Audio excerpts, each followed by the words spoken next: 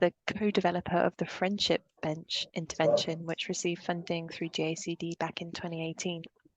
So in 2020, Ruth then joined us at the school as a trainee, and since 2022, she's been a member of our junior faculty. And these days, her research focuses on easily accessible and affordable care for common mental disorders, community-based interventions, group support, and the topic of her talk today, community participatory approaches. So there will be time for questions after our presentation, so do note them down as we go along.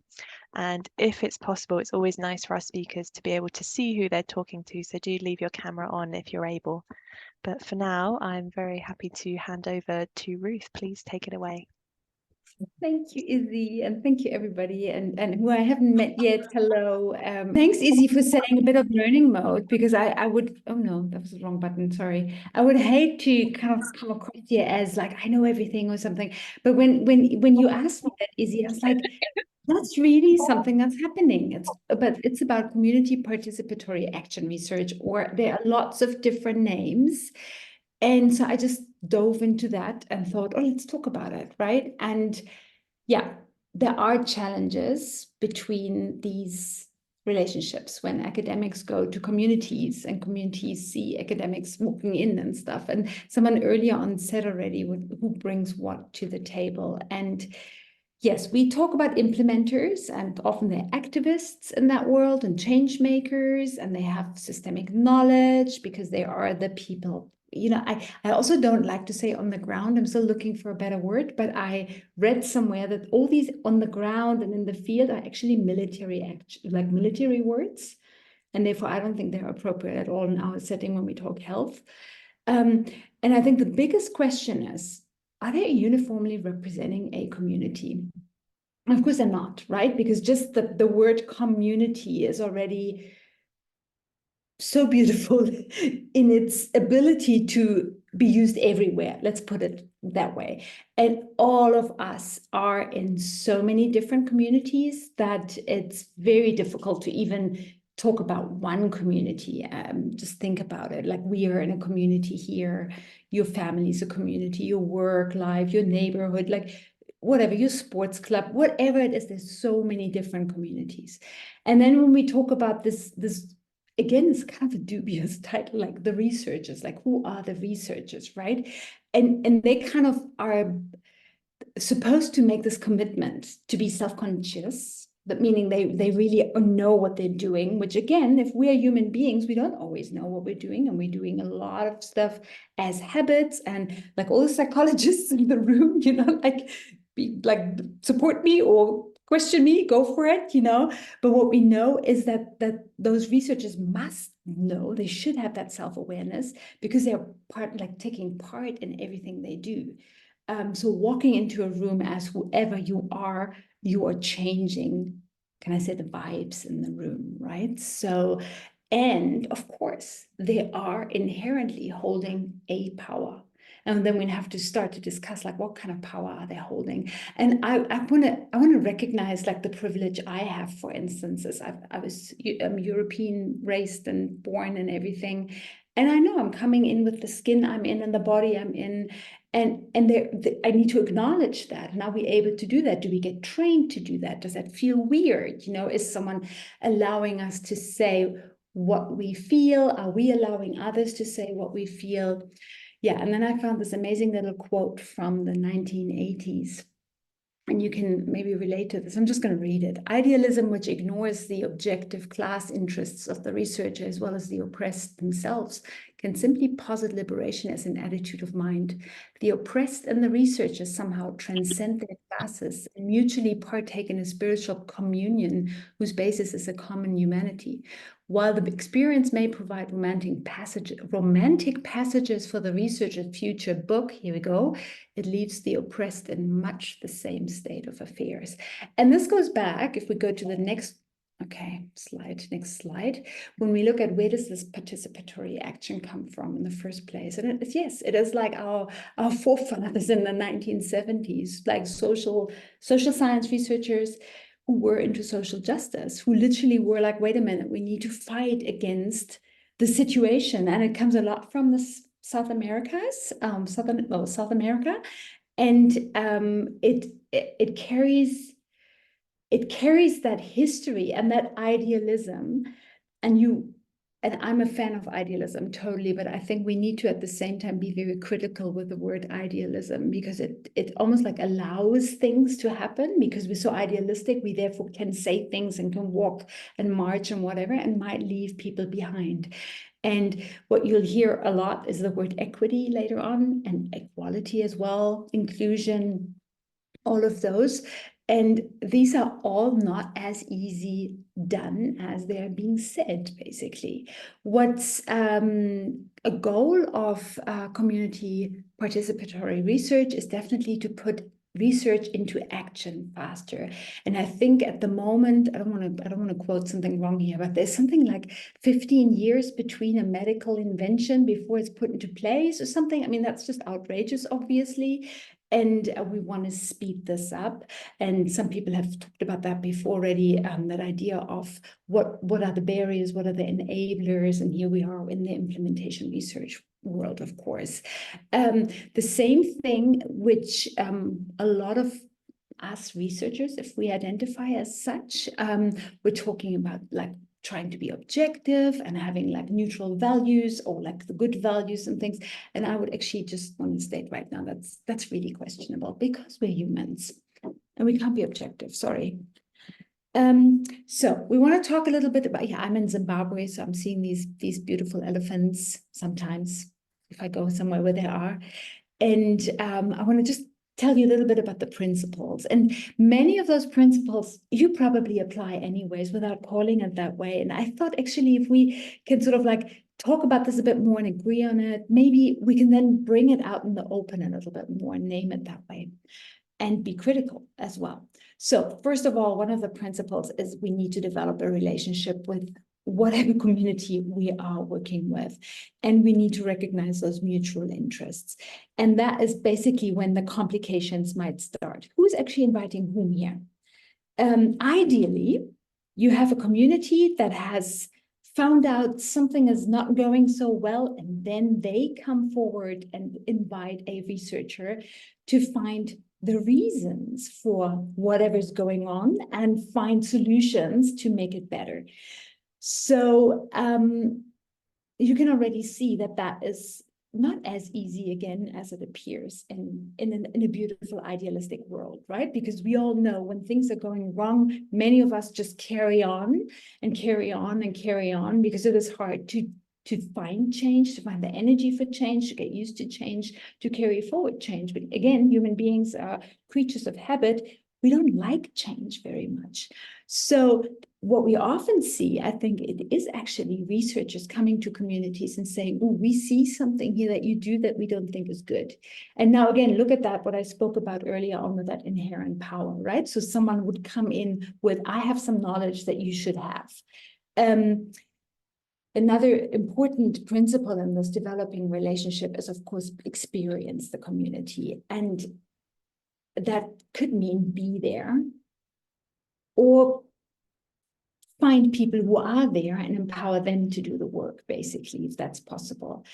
Then my next one, where, you know, often you will read create trust and build trust. And these are terms, so like Izzy said, I work as a psychotherapist. I don't really work with these terms. I think people decide whether they want to trust someone or not. It's not that you can build trust in someone else. And so I phrase it, ask for trust. And that also means to understand who actually is aware of responsibility here and which responsibilities are at place for whatever is going to happen. Going back to that self-consciousness of what are the outcomes of when we change something in a community. Okay, so the next question is, who's actually the community or in the community, right? So this whole idea of focusing less on the individual and rather on the collective here is really important. And can someone who comes from outside come in and become part of a community? And what does that mean? I think one of my little groups, I think it was Nika, it was you who said that, you know, like how do we make people take part? And what we all know about words like incentives and rewards, and those are implementation strategies often and have to be there. And then we talk about sustainability in the long run, and where does the money come from, and all of those things, right? So obviously here we are talking health, and we should figure out that health, community health, should be a goal that everybody subscribes to. But again, it's about how is it operationalized, and does it make sense to people? Okay, cool. So say ideally we formed a relationship, and we then have to keep going with that relationship, right? Because we can't just walk in and I've just found this beautiful word like helicopter research, where you just sort of fly in, pick up some data and walk out, or fly out, and that's it. And I mean, even in the 1980s, they were talking about this injustice already, and that's absolutely not okay. And so we need to keep showing up, which means, yeah, this needs to be calculated in proposals, basically, in grant proposals and funding, right? So, and keep supporting the community being in this change. And also, as we all know, like how much voltage drop is allowed here when that change has happened and is now being sustained, right? Which means we need to be able to recognize and allow frustration as well, and be respectful of that, of course, because there is going to be frustration. Everybody who's been in projects and tried scale ups and things and needs to see, wow, fidelity is gone, or just whole parts of an intervention have collapsed and things. That's very frustrating. Okay, so the community obviously knows what's going on. Going back to what we said earlier, who actually says what needs to be done here. And the idea of participatory action research is that the community is highly involved, if not fully involved, and dictating actually what we're working on. So we need to hear the voice. And when I was writing Hear the Voice, often again in this literature, like note this, it says give them a voice. And again, how patriarchal is that? Sorry. Like it's really hearing. The voices are there already. People are talking, people are living, people are creating. It's about hearing the voices, right? And I know a little sort of like mental health pun in this as well, but we need to hear voices, other people's voices. And of course, there are tons of strategies, and all about those, like how to find out who should we work with, and just be aware as well with that. It's impossible to reach everyone. And like later on, I'll tell you a few about the project that I was involved in, and I want you to keep that in mind. And please, like, you can totally say to me, Ruth, but you said that earlier on when you talked about principles and then you didn't do it. And that's true, just because the ideal world is not in the real world and they don't always match, right? So it's one way to look at take these techniques to find, and I just found another little thing early on when I was reading, to look at the 7 Ps. Have you heard of the 7 Ps? The letter P, you look at the patients or the public. I have to read this up. You look at the providers, so our delivering agents, for instance, the purchasers, the payers, payers would be GACD, the funding, right? The policy makers, the product makers, and the principal investigators, which is a bit sad that it only says that, but it should be the whole team. And in this case, the research team is big. We talked already about ideally community approach research, and which would mean communities have to be, they have to be taught or enabled to even know that they can reach out to researchers. And how much are we doing of that? How much do we just call out for, hey, you can talk to me? How available are we there? And then we've talked about that before, I think, in the bigger context, like, can grants be developed together? So can there be funding for actually developing grants rather than sort of someone who is very, very skilled in all of that, develops a grant and then looks for where to do this. Great. All of this is kind of, a lot of this is self-explaining, I think, and many of you will know all of this. What are we actually having here? Like, what are the results and products that are being designed, and for whom and by whom, and who is basically in the end saying, and again, we're at implementation science, who's saying that they are good, if I can use a very short word for that, you know. And often it's also important to not pathologize activities, which again, the person who has some kind of knowledge is very prone to do. And especially, I'm just thinking how often we might catch ourselves. I'm just remembering Izzy whenever she tells us that she is a nutrition specialist, and then says, okay, like what should we pay attention to when we eat, for instance, right? So Izzy is this lovely person who would never criticize someone, but I'm sure sometimes you can see that people should be eating something else. So there is, and we all can do this, right? Like I can see someone and think like, wow, you need to sleep more. Like whatever it is, right? So, and then the other side of it, and I think this is really becoming a topic, is this whole idea of like whose gaze is used here and which gaze do we feel comfortable in using? What's the positionality of it all? Cultural understanding, like colonization, the funding, like political reasons. Why are things happening? And again, I'm saying this, it's so easy to talk about this in theory. And what I really want us to understand is that these things are so big that we will not be ever able to get it all, like best case scenario, ideal world right. But I think there's a lot of value in becoming aware of it. Okay. So say we found a community, we're working with a community, we definitely want to have this community ongoing, like involved ongoingly, and continue with the collaboration on any level. So one of these ways is having them in advisory boards, like take results back. Whenever I work with groups, there's always been that complaint. People have come here, asked us stuff, and then we never heard back. And like I said, that just happens, right? And maybe it's just because us researchers also need to be trained into, that's number one reason for being here, is you bring those data and your results and conclusions back to the community. And again, I'm pretty sure many of you do that already, if not all, you know. The thing as well with the equitability is like, how can we do mutual decisions here, and how possible is this? Again, who's responsible for the money and who's responsible for the time frame that things have to be happening in when it's a grant, for instance? Whatever that is, the greater the involvement of the community or communities we work with, obviously, ideally, the stronger the implementation. Okay, good. So this community influence that we want to have ongoingly happen is leading us to hopefully doing capacity building so that communities can carry on themselves, which could, for instance, mean they know how to fix, repair the product that was designed, like adjusted, etc.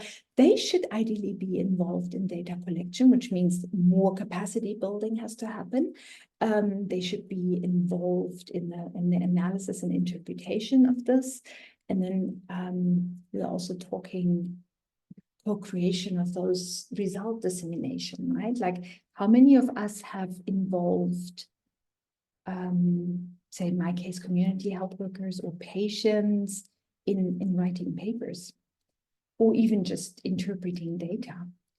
And so how realistic is it, the co-authoring? And if we co-author, like how do we choose who we actually work with? Then again, there's a lot of stuff that needs to be thought through, and that makes things even more complicated. I think we all agree that any kind of dissemination, I remember that from your GACD program as well, that you encourage always lots of different dissemination strategies and not just scientific papers that are so important for researchers, right? But like basically something for every learner, basically. And often what I've come across as well is that this link researcher policymaker seems to be stronger than policymaker community. And so that's, I think, where researchers can help out as well, and basically take community members, you know, to the policymaker, not show up there by themselves. And again, can we put money and funding that community members can attend conferences?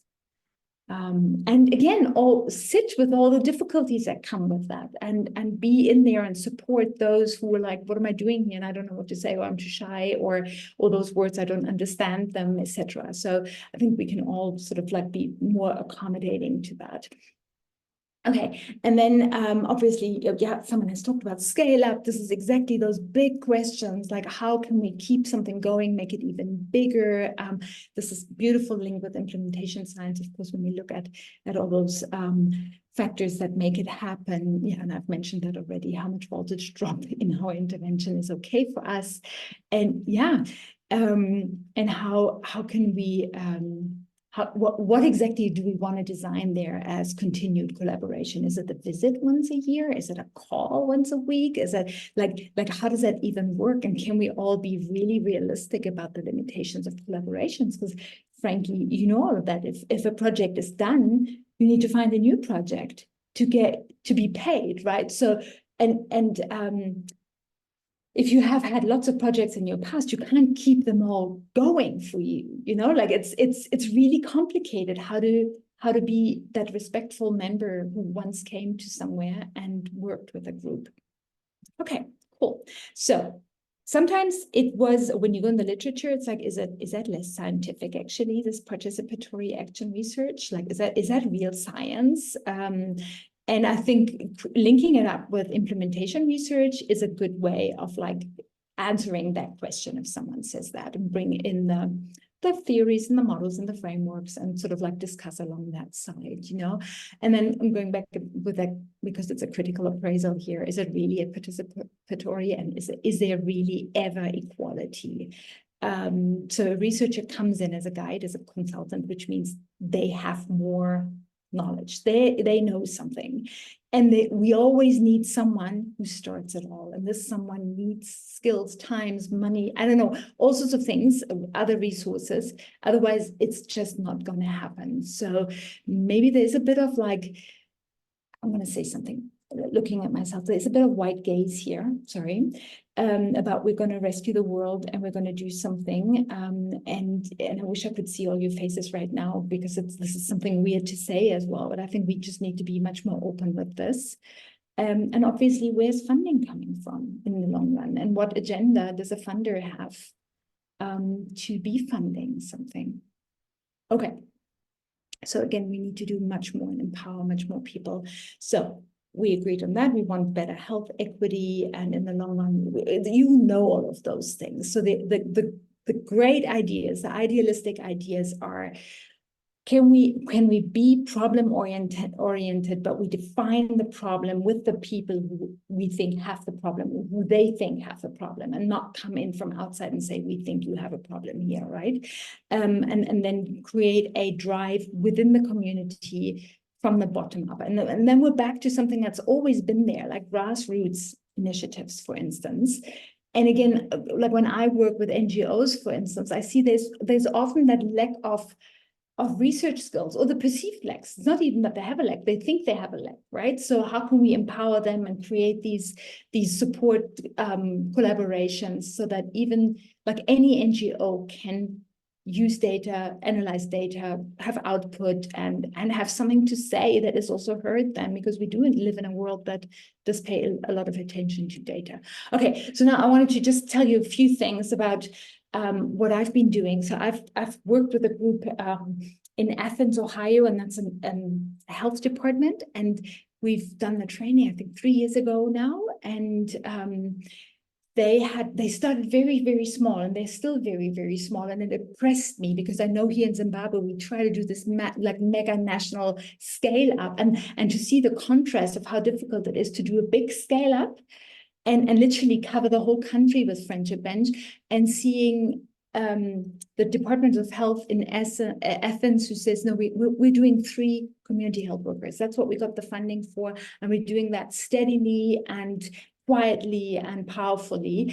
And I just wanted to show you this little thing. So Ohio State Department has like a little newspaper thing here. And they were talking about how this is a library in one of the places outside of Athens, and teenagers meet there, and these teenagers have not been trained in the friendship bench model at all. They just pick it up, have talked to the community health worker, and are now talking to each other using that kind of support model. And so that is kind of stuff where I'm like, that's not community driven. This is not influenced anymore. These are these teenagers who decided, this is cool. She talked to me, that helped me. I'm going to talk to my friend, and they even meet in the library to do that.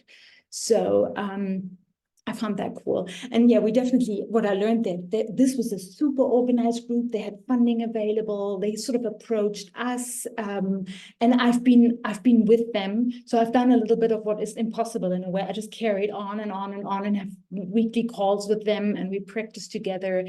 And it's not so much, this is really implementation, much less of a scientific approach here, because it's a municipal Department of Health, and they have this on their agenda basically to offer this.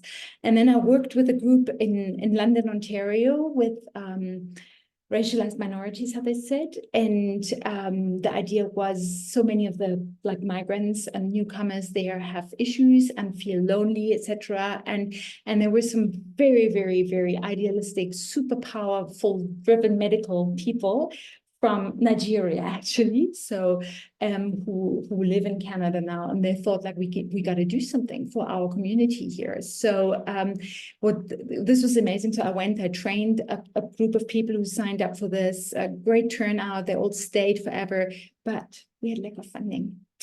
And we didn't have a coordination thing in place. And it was a very, very diverse community. And despite doing tons of theory of change workshops, I think I must have done 5 or something with them, and doing the whole background, this didn't really take off. So my learning was, while working with a group, we need to have the structures in place before we can try something, despite all the idealism that was there. Then I went to Colombia and did friendship bench there, and it was super interesting because in my training in Ontario there, I met 3 Colombian medical professionals who helped me translate the material into Spanish. And so I'm lucky enough to speak Spanish. So because I lived in Colombia before, so that was also why I was so interested going there. And this was a collaboration between a university and a community that is very prone to violence and a lot of psychosocial issues in that place, and some super strong community leaders who said, we want to do something. And so again, we had a handful of very driven people who said, we are doing this. Without them, we wouldn't have gotten anywhere. We hardly had funding for this. This was almost it was actually privately funded by someone who had a private, tiny little foundation and said, we want to do this. We worked with university students from the School of Nursing, again, diverse groups. Some have since graduated and gone, some are still there, new ones have come in. And I would think if that hadn't had these extremely driven people, so both researchers and community leaders, this wouldn't go anywhere. It's still very, very small. I think they've got 1 community health worker at the moment. We trained all the community leaders and the nursing students, but again, like I said, some have left and carried on to other places. And again, I'm still in touch with them, and we're trying to keep working on it and support. Perfect. Yeah, that's an important one here, is relying on volunteerism acceptable at all. And I think many of us have come across that grassroots often don't have money. It's a lot of volunteerism. And there's a danger in this, because volunteers can burn out very fast, because volunteering is beautiful, but we have to also help people to stop volunteering and actually getting rewarded for what they're doing. So always keep that in mind. And on the other hand, I think we can't do any community change without volunteers, right? Because we can't rely on someone having to get rewards for doing something in the community. That's not credible. And then we're back to this, that's a massive barrier. If there's no payment, people won't engage, or if the payment stops, they will stop. So just keep that in mind. And I know you've heard about this before. So then you will see, I was again in London, Ontario, but this time I was with the French minorities. And again, I was approached to say, can you come? We have noticed that the French speaking ethnocultural minorities who come to Canada very will suffer from a lot of social or lack of social connection and basically a lot of loneliness and not using the services and things. And so there at the moment we're in the formative phase. And again, I'm trying to put my learnings together and say, okay, so how can we do this maybe better? And again, now I'm working with very established organizations in this. This should make it better, and hopefully we can recreate the English speaking part of it as well then. And we've shifted slightly to social connection rather than the common mental disorders that Friendship Bench focuses on.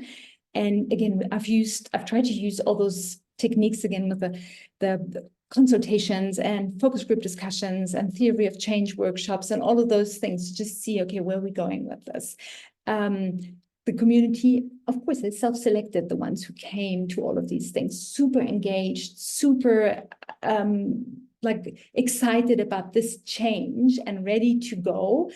And at the same time, we need to be tread carefully. So there's a group of organizers. So from this part of view, there are people who say we can do this, and do you want to do it with us? But at the moment, I don't see another way of doing it to work with these established organizations. And then to work a lot on that motivational side of the community members, like understanding their diversity, working with their strengths, which are manifold, like as you can imagine, culturally and linguistically and all of those. Yeah, right. And then I went on to another group, an NGO in Chicago, that is focusing on Black women's mental health, supported by Black women. And again, we're focusing on social connection, and well-being, basically, psychological well-being.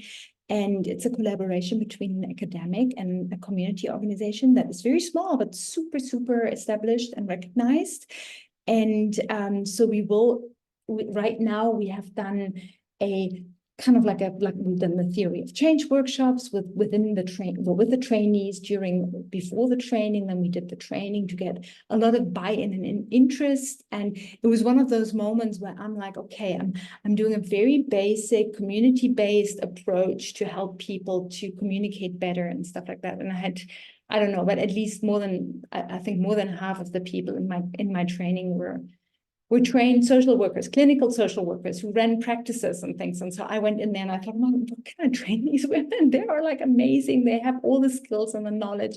And yet what we literally did, and I'm going to go there and I'm almost done, is we created a community of practice. We created a community, basically a new community within all the communities they already live in.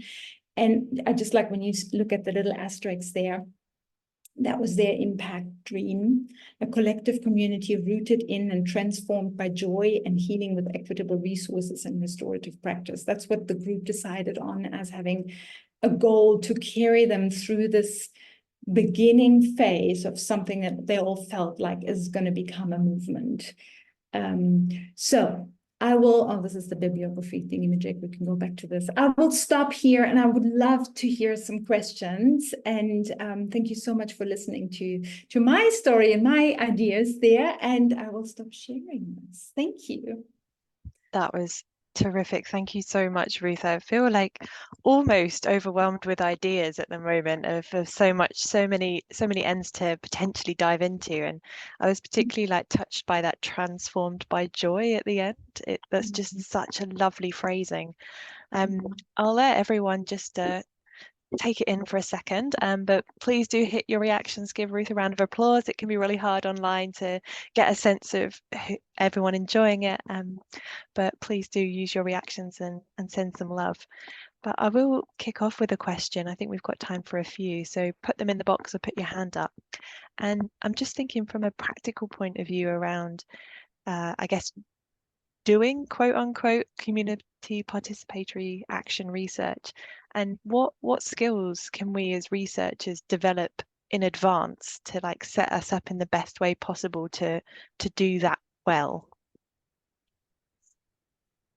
That's such a good question. The first, my psychological mind goes immediately to stop thinking we know it already.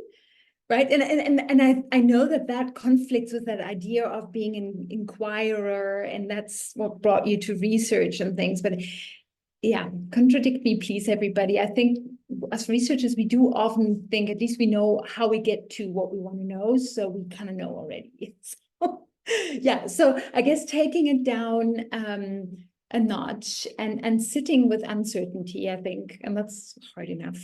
I hope that answers your question. No, I think that's great. I think it is a skill in and of itself, and one that you can perhaps I guess learn through practice, right? Of doing it and sitting with that uncertainty when it arises.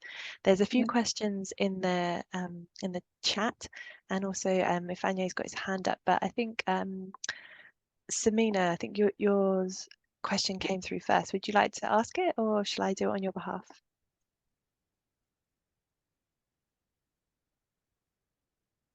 Oh, Yes, okay. there you are. Please go ahead. Yeah, hi Ruth. It's great to see you and lovely to listen to your presentation. Yeah. So I just wanted to know that you mentioned about capacity building of community in a slide. So could you tell us more that what strategies we can use to build the capacity of community to get them to that point, you know, that they would actively participate in research process? Such another great question. Thank you, Samina, and so nice to hear your voice too.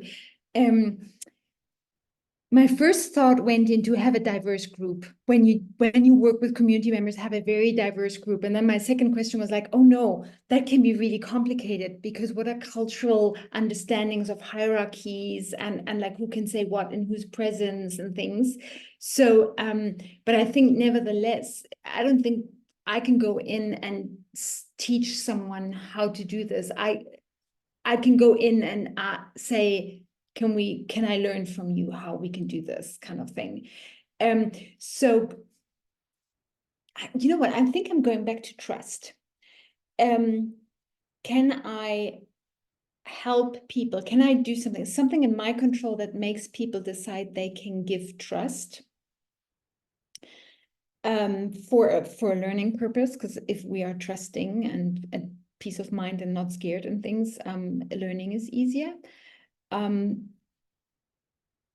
I actually, like, again, I'm speaking from like a totally idealistic point of view, and hopefully people have good communication skills, which again, what kind of statement is that? What's a good communication skill that is universally applicable? Plus, you also have that idea of you have to get somewhere. You know, I know I have a friend who did his PhD a long time ago as an anthropologist, and I think he lived for 6 years in a village. I don't know who has the luxury to do that and how that can work, you know, in our settings. It's a totally different world. Samina, I would love to hear from you. What do you think? You know best about your setting. Yeah, you know, last my project, it was implementation research project where we engaged frontline healthcare workers to deliver mental health counseling services in I would say in a rural area or peripheral areas here in Pakistan. So one part of this project, it was a qualitative interview where we have to ask from the participant what are their needs actually. It's kind of need assessment. So what are their needs, what the challenges they are facing, what the solutions they are anticipating from us. So all that, but it was very challenging for me because I feel that some of the or many of the participants, they were not cooperative as I was expecting. So, you know, I was thinking that we are going to offer them the solutions of their problems, but they was not cooperating. I don't know, they were not understanding it, or there could be lack of trust or language barrier or multiple factors. Yeah, there could be multiple factors. So when I heard this from your presentation, that the capacity building of community, so it clicked me that okay, there could be, you know, something, a better approach to engage better the community participants and come up with some sustainable solutions.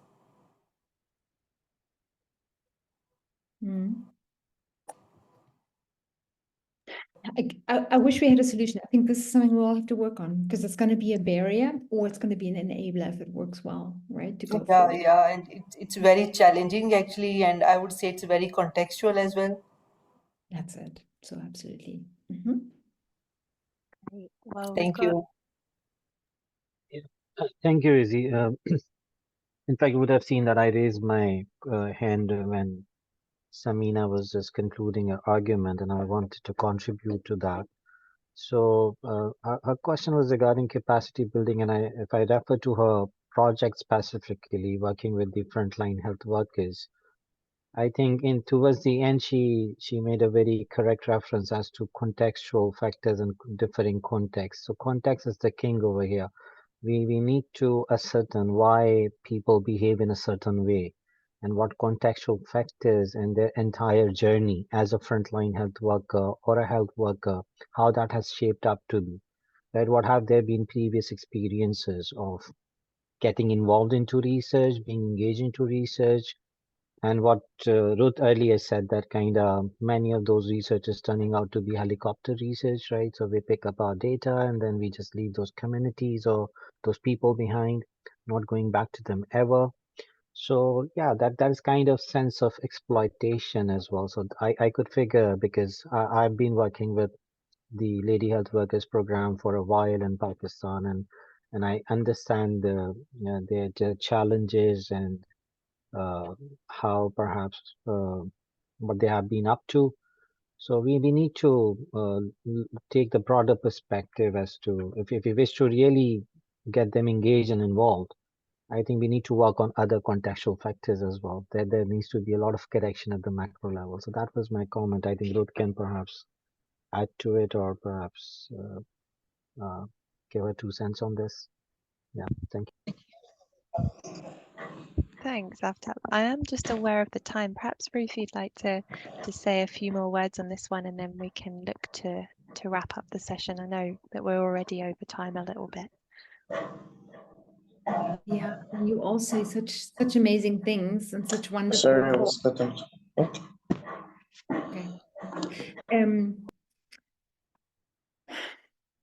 You know, can I make it more complicated? Even when we say, after, like you just said, context is king, context is dynamic, right? Context changes all the time. So whatever we might come up with might even then be redundant after a while because things have changed. People are different. People think differently. New generations have different ideas, different needs.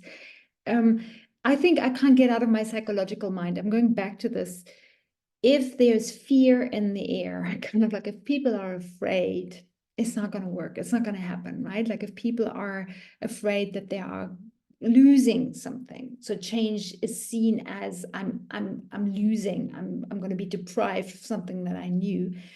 People will resist and boycott, right? And if people don't understand things, many people feel fear, and so what seems so easy because it's so logic to someone who says, well, you know, people need to be vaccinated. That's clear, right? Like, I mean, that's just like, here's the evidence, let's go vaccinate people. And then what happens is people are like, no, don't vaccinate me, right? I heard this is going to be dangerous for me. So, and when you go back to all of those hectic discussions, which you really think like, really, do we have to have these kind of discussions? What happens here is that the person with the so-called knowledge, well, there is knowledge, right? The evidence goes rational, repeats all the like the reasons, like the why and the how many people were saved and how many people die without, etc. When the other person literally is at a space where they're just fearful, they're just freaked out because they have heard something that scares them. So these people sort of communicate without finding each other. And so going back, Izzy, what you said, I think we all need a much more of those emotional pick the other person up skills where they are. Pick the other person up where they are skills, that way around, which is not easy, you know, yeah, but I don't know, we'll have to put something together like that. How are you emotionally so perceptive and patient and calm, etc., to pick someone up who's in fear without telling them stop having fear? There's no reason to have fear, right? I mean, that doesn't work. That's like stop being mad. Someone says that to you, it's just not working. Completely agree there. I think it's like in the whole history of people being told to calm down, I don't think it's ever worked once.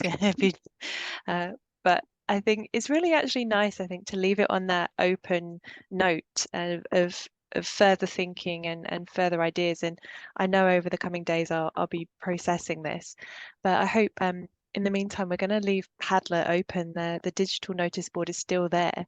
So when ideas or questions that come to you, please post them on there in the next 7 days, and perhaps Ruth, you can have a look through them once or twice over the coming week and just respond or add up further ideas to them, if that would be all right. Lovely. And a little bit longer than I said we would, but I think totally worthwhile to have that discussion. No, that just want to say thank you to Ruth again for being our terrific guest speaker. Thank you all for coming along and getting involved. I hope you found something in the event that's been useful to you or of interest, or has stimulated some thinking in you. And we look forward to connecting with you again in the future. So have a wonderful day, everyone. Have a wonderful evening.